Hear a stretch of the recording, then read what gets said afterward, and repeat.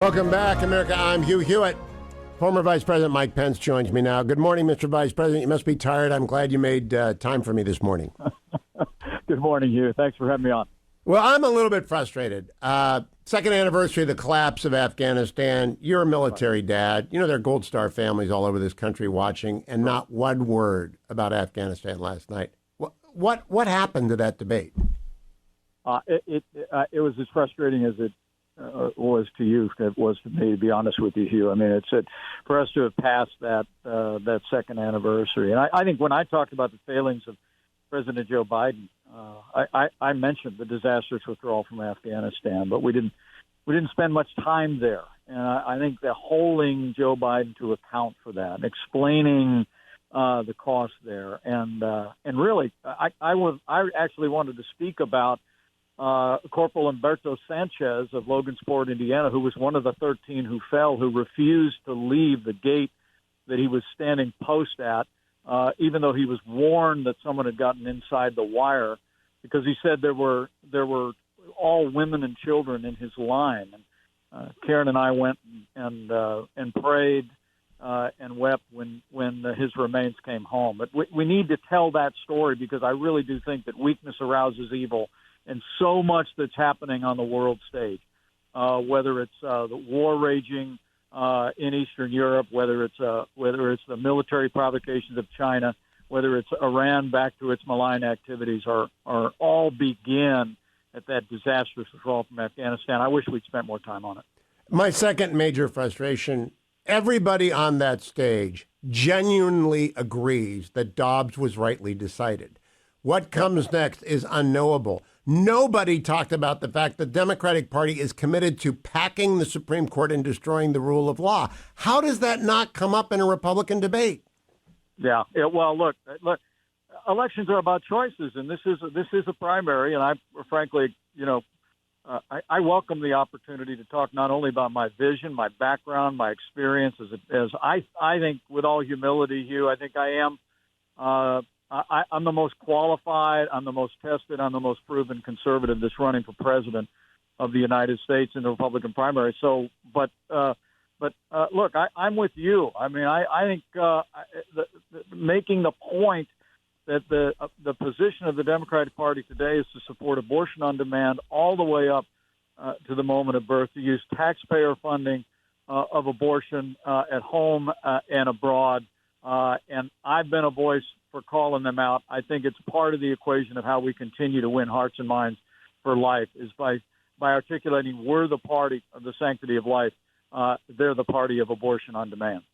Now, Mr. Vice President, you've won 2 one-on-one debates. You demolished Kamala Harris. You beat Tim Kaine like a rug. This is not your best format, because you need a little runway to take off, because you're a serious man. What do we do about the rule set? Number one, Hugh Hewitt is king of the universe. Nobody gets a right of reply, because that's exploited by people who want to be their name ID to go high and get donors. That's number one. But what would Mike Pence do if you were setting the rules? Well, look, I'm grateful for Fox last night. I think if I was setting the rules, I'd put Hugh Hewitt back at the table, asking questions and driving it. You've been there before. Look, this is the beginning of a process, and for my part, I was just profoundly honored to be on that stage, and I was glad to be able to joust with everyone on that stage and make our case, because this is such a serious time. And I wanted people to know the reason I'm running for president is because I think this country's in a lot of trouble. And whatever the format is, in the days ahead, we're headed to the Reagan Library in about a month. We're going to step into that breach, and we're going to make our case, because I really do believe different times call for different leadership, and we're going to work our hearts out to earn the right not only to be a standard bearer for this party, but to defeat Joe Biden and be ready on day one to bring this country back. Now, Mr. Vice President, I want to press you a bit on this. The live audience interfered with the debate significantly last night. Martha and Brett have a good question set generally, some big gaps that I just mentioned, but the live audience just screws it up. Now, I understand there's a reason every campaign wants donors, but do we need that many people cheering and crowding? And people couldn't hear the candidates. Well, I'll let people judge that we're watching it on television. For my part, I welcome people in the stadium. I thought that there wasn't a bad seat in the house. I think all of us had our supporters in the crowd, and frankly, there was a lot of universal support for statements that we made, that others made, and I love the interaction. Look, we're ultimately taking our case to the American people, and I hope in the debates in the days ahead, whatever the format is, that we have Republican voters who are present there, who have the opportunity to react there, and that we have the chance to speak directly to, not just through the television cameras, but in person. It was a great privilege. Last question, Mr. Vice President. Mike Gallagher on this show, Chairman Gallagher of the Select Committee on the Chinese Communist Party, said these debates should pose the commander-in-chief test. In other words, if 9/11 happens, who do you want in the desk? Who passed that test besides yourself last night? You've been there, you've done that, you know what it is. Who else do you think passed that test last night? Well, I'd let others be the judge of that, but I'm humbled by the fact that you said that we passed that test. You know, I really do believe the world's becoming more dangerous by the day. I hardly need to tell Hugh Hewitt that. You understand it.